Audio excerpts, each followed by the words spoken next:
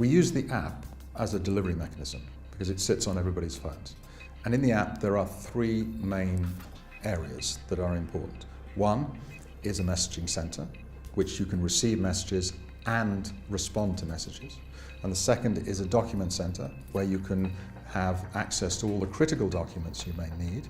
And the third element is a contacts center, where you can see all the people, the phone numbers, the contacts, the emergency numbers that you need to actually access in the event of a crisis. Those are the three principal elements of the app.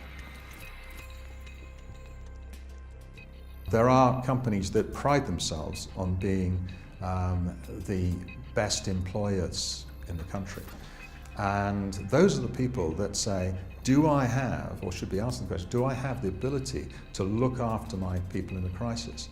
Now that is actually good employment practice, it's good looking after your staff, but it's also good business sense, because it's the people that have to fix it. The people has to be there. So you have to know where they are, they're available, and I think any responsible corporation or business or organization should have a hard look at themselves and say, do they have the systems in place, not to plan for it, but to how they react to it after the event. How do we get this speed of response? Because this is all about speed. And therefore, we want two-way feedback. So we can ask people at the other end to explain their issues on email. And then we get open-ended answers like, I might be available, or I'm slightly worried about things. These are open-ended texts which are very difficult to interpret. You get 3,000 of these coming back from a large organization. So to be able to frame questions to that particular group in terms of yes/no answers, and then to have immediately displayed back onto a traffic light system where you get the greens are yes, the no's are red, and the ones who haven't responded are orange, it means that you're focusing on orange and red. That's an example of how you can save lives very quickly.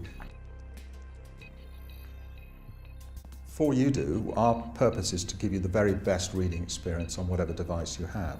So, for example, we have a fixed format, which is good for reading on laptops and large tablets, but we also have a phone view which presents it in a way that is enable you to read it on a smaller screen.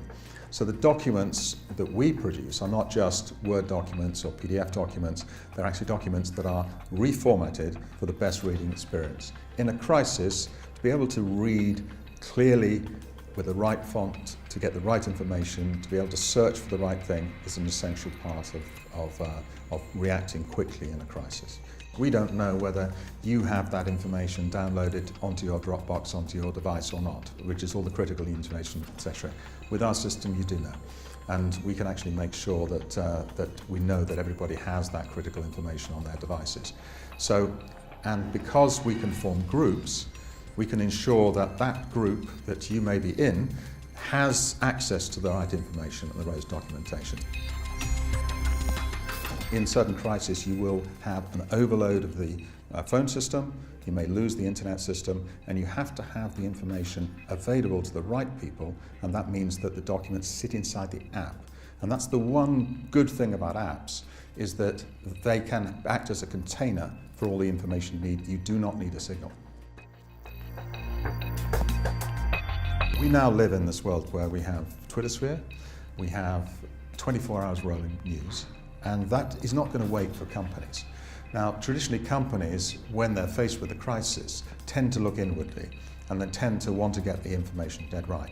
The problem we have is that outside the news is being made all the time. So we need tools that can go inside the organization, get the information, and then respond accurately in a faster way than we've ever had to do before in the world.